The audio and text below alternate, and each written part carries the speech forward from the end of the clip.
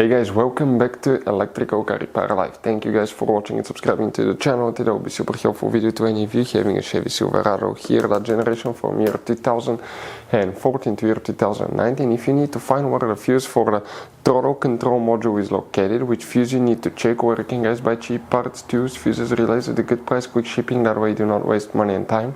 Well, it's always a good idea to test fuses and relays. All that guys will be covered absolutely free for your convenience. Make sure you stay until the end. Before we start, let us tell you a little bit about us guys. Every single car we get here at the garage, we try to make at least 200 to 300 free repair videos. We take them completely apart. We show you how to fix engines, transmissions, engine codes, engine lights, fuses, all that stuff guys. Why we do all that? Because our mission in the shop is to save you guys as much money as we can. All we need in return, please subscribe to the channel, like the video. That way we can keep providing these videos absolutely free.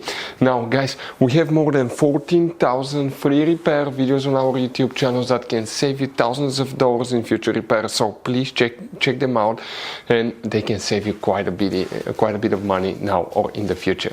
So for the throttle control module guys, which fuses we need to check, we will demonstrate on this Chevy Silverado. By the way guys, people that have that truck do not realize how many hidden fuse boxes are in it. We will recommend to check out the video on our YouTube channel about fuse box location on Chevy Silverado.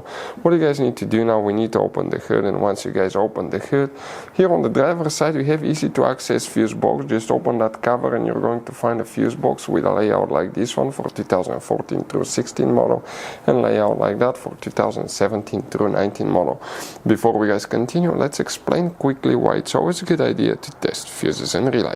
It is guys very important to test fuses and relays. On those fuses you cannot clearly see if they're burnt or not, especially you can see in the J-case fuses as well. And if you guys assume, okay, let's say you remove a fuse, you look at it and you assume guys that it's actually a good fuse, but it's actually a bad fuse, sometimes you cannot clearly see that.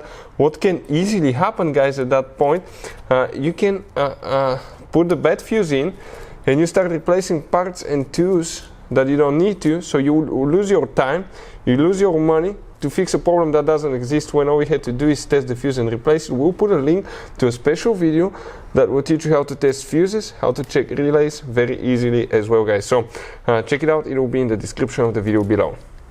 Now guys, quick thing, if you need to buy fuses, relays, parts, tools at a good price, quick shipping, that way you do not waste money and time guys, we're going to put the links in the description of the video below for your convenience. Please check it out, that way you do not waste money and time. So the fuse that we will explain now, that fuse controls the throttle control module, throttle body, throttle position sensor guys.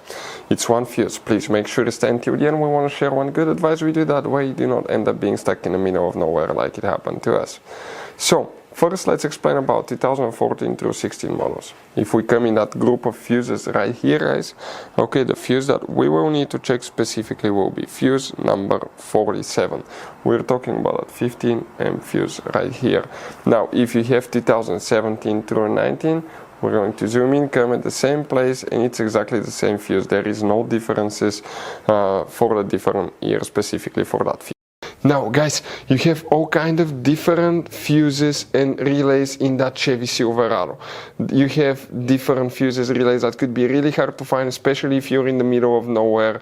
And one time we needed a replacement one, we couldn't get one, we were stuck in the middle of nowhere because of that. So what we do now, we always get some spare fuses, relays, keep them in the glove box for a peace of mind guys, that way you do not get stuck in the middle of nowhere like it happened to us guys.